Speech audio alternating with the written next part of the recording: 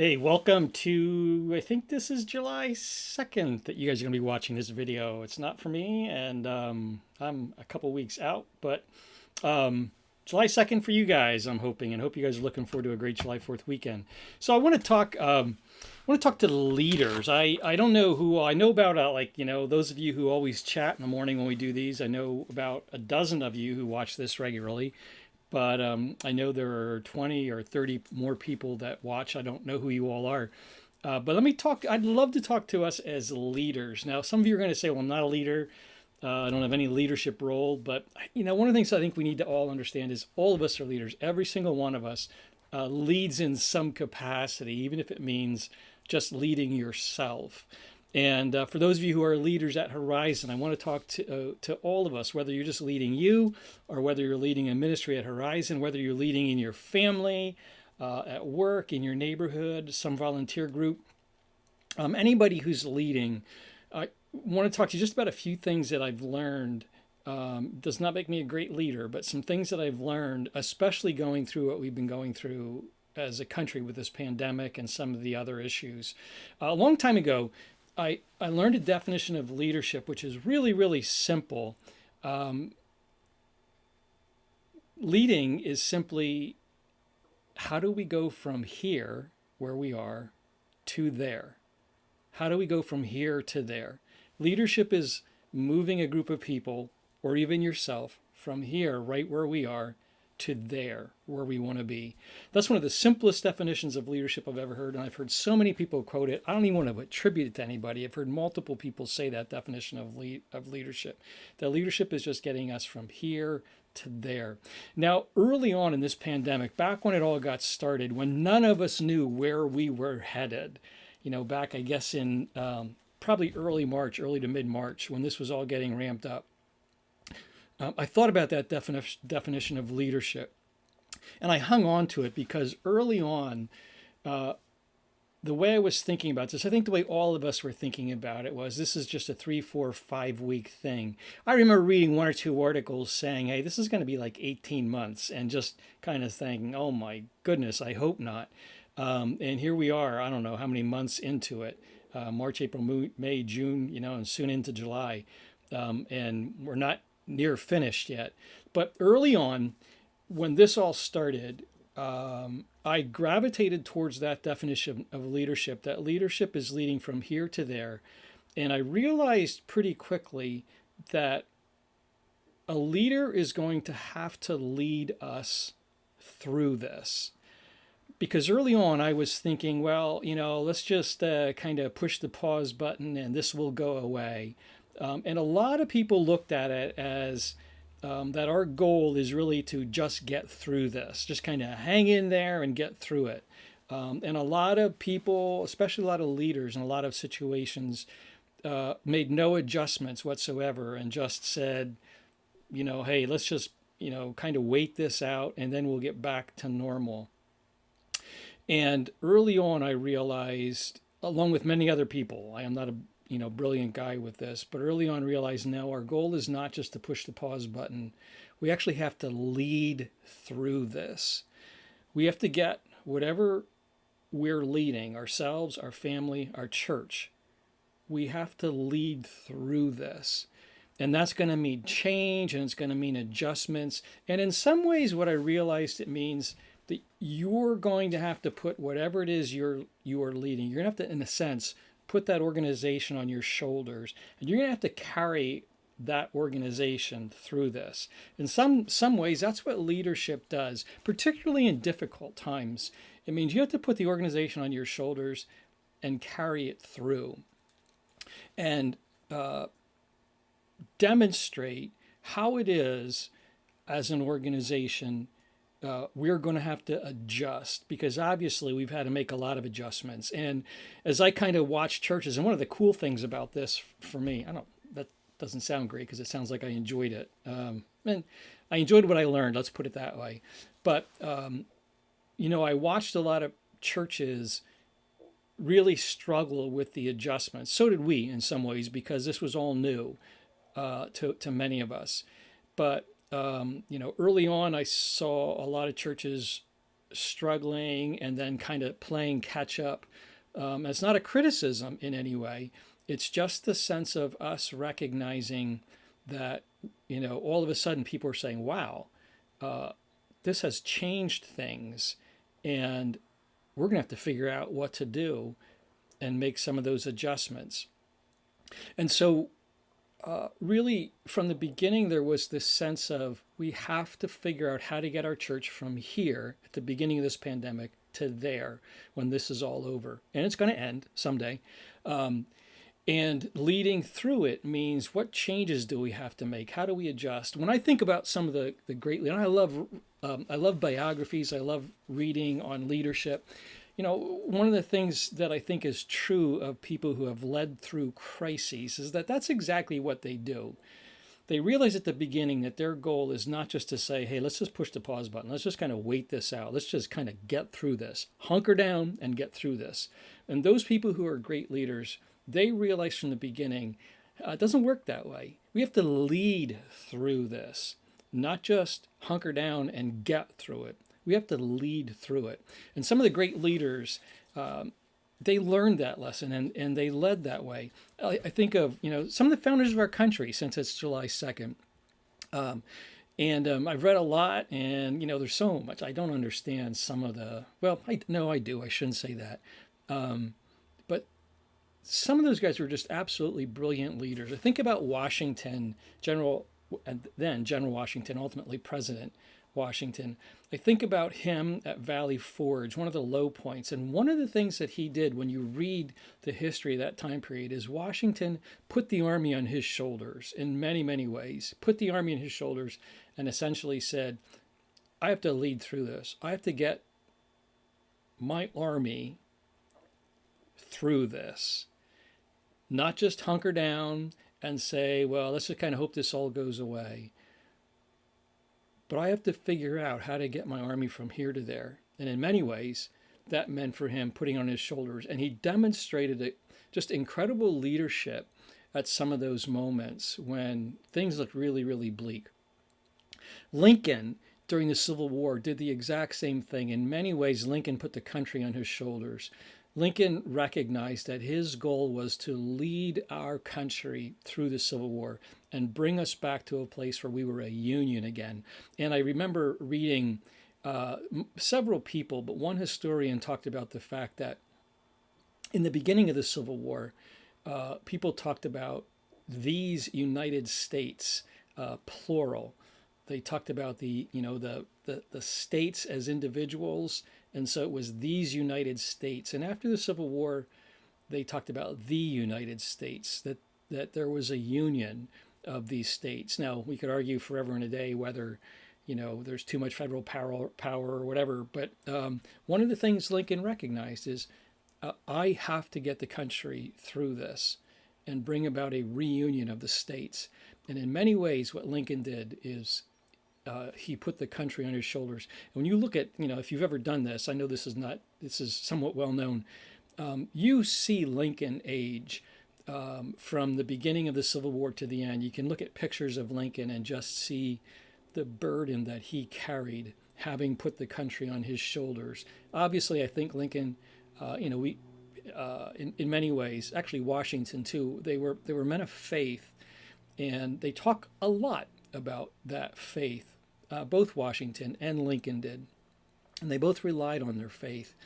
But you really see in Lincoln, you see the wear and the tear of what it took to get the country through. And that's the cost of leadership, frankly. Leadership is costly. It's lonely, it's hard, and it's costly. But that's what they did. I think of, I love World War II history, and one of my heroes is Winston Churchill. And when England was at its darkest hour, really before the U.S. entered the war, Churchill was pretty much standing alone with England, and the rest of the Europe really had fallen, and it was England against a pretty powerful enemy, and Churchill, in essence, led England through that darkest time. And in essence, he put England on his shoulders and said, guys, we are going to get through this. We will not accept defeat.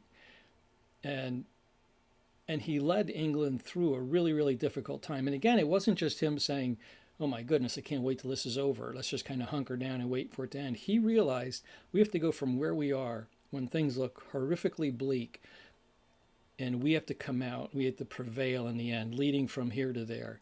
And that's what he understood. So that's one of the things that I kind of grabbed onto early on. And I wish, gosh, I look back, there are so many things that I wish I would have done better. I can't go back, can't undo them. But so many things I wish I would have done better. But from the beginning, that was kind of my motto is we can't just, even when I thought this is only 4 weeks long or 5 weeks long, I never thought of, well, let's just kind of get through this. It was always, we have to go from where we are to there. And the there is going to look very different. So there were 4 things that I wrote down early on about what this would mean. And I don't think these were unique to me. In the beginning, I was reading a lot of articles and reading stuff that was coming out. Some of the stuff I think was bad advice, some was good advice. But to lead from here to there, let me give you 4 things that I wrote down that I think are key in any kind of way that you're leading, especially if you're a leader of Horizon Church in any capacity, any particular ministry, leading from here to there. These are the things that I think are crucial for us. 1, you have to be visible, especially when we're in a situation like we're in now. One of the things we lose is visibility. People don't come to our building. People don't see us at meetings. In fact, sometimes, we haven't been seen for weeks. We haven't seen each other. And I had to figure out early on, what does it mean to be visible? You have to be visible as a leader.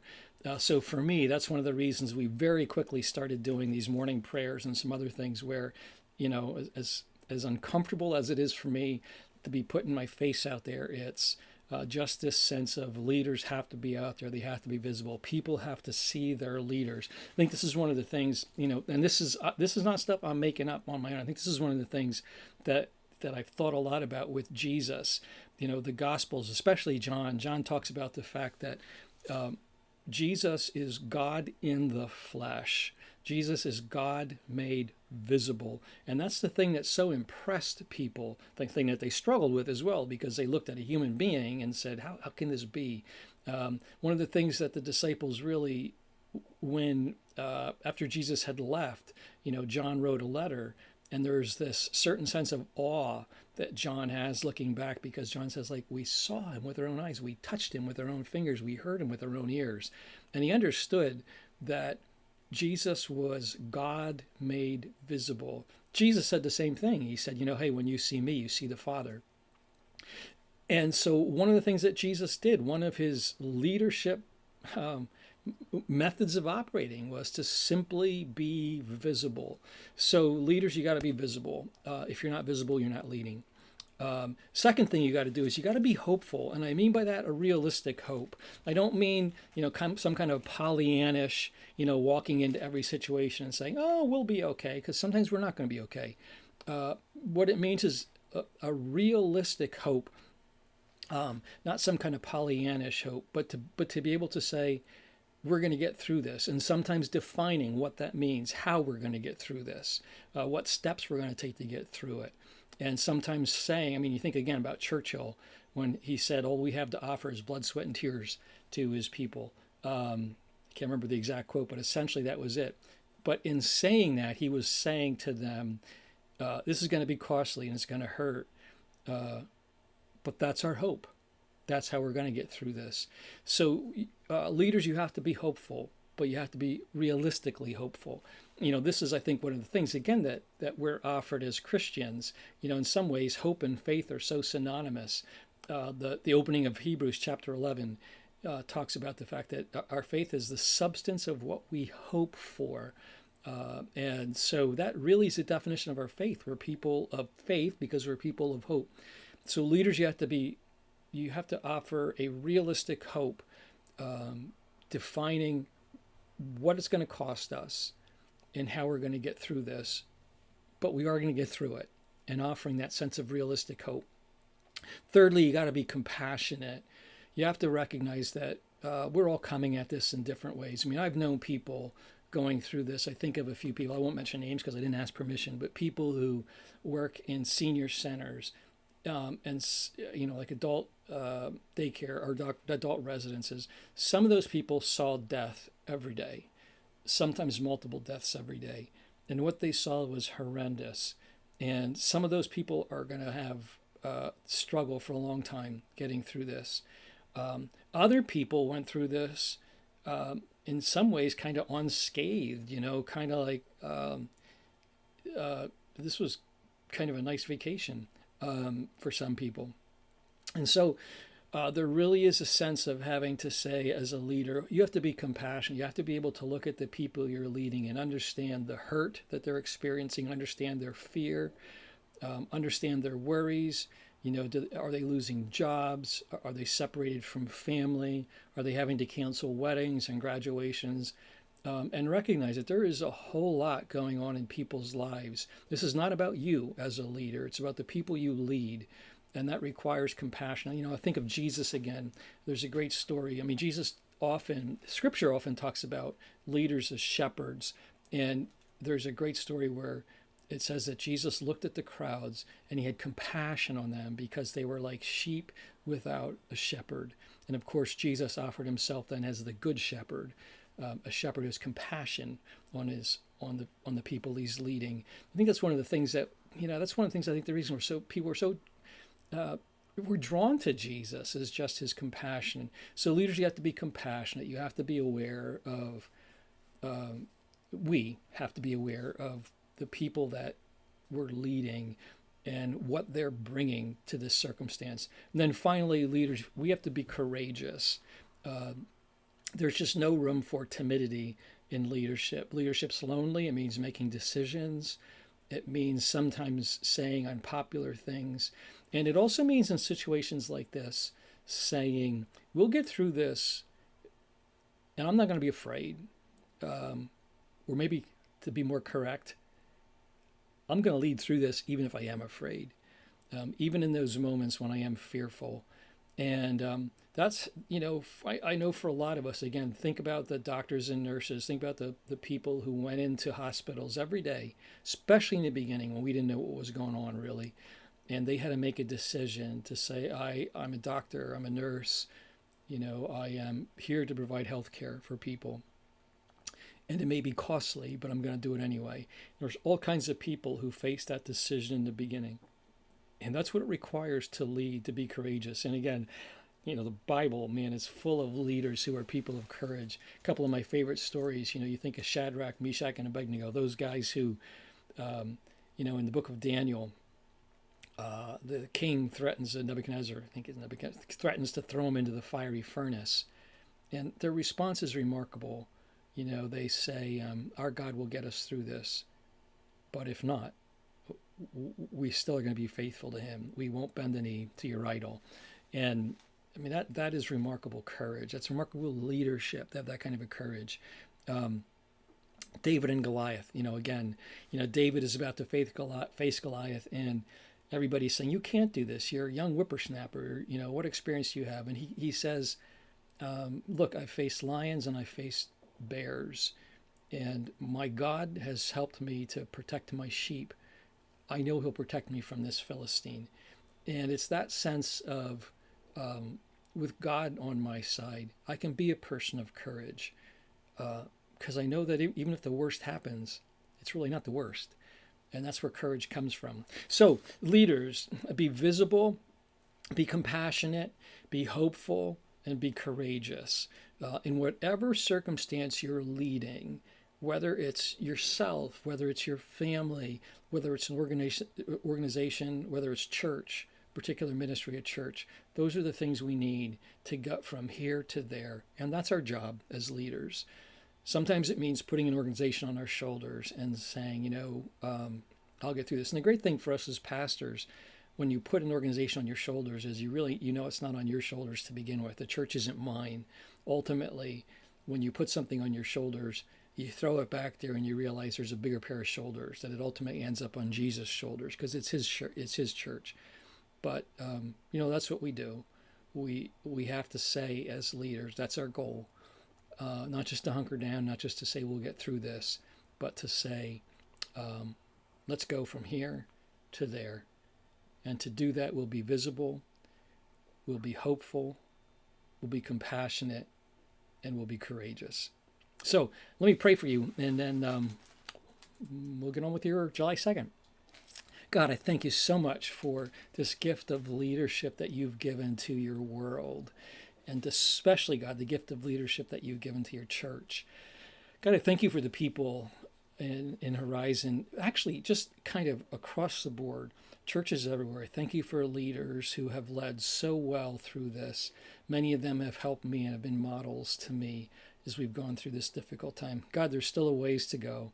I pray for people from Horizon. When I think about all the ministries at Horizon, I pray, God, that you'll help us to understand that we're called to lead even now. I pray, God, that you'll help us to understand what that means to lead from here to there. Thank you, God, for the people who've been so faithful in doing that. Just so many different capacities. Our children's leaders, people who are still working on connections. God, they've done such a good job. Thank you for that. God, I pray that you'll inspire us to keep going, to keep plugging away. Energize us, fill us with your spirit. Help us, God, to be visible, be hopeful, be courageous, be compassionate. And I pray these things in Jesus' name. Amen. Alrighty. Hey, love you all and hope you have a great July 2nd. See ya.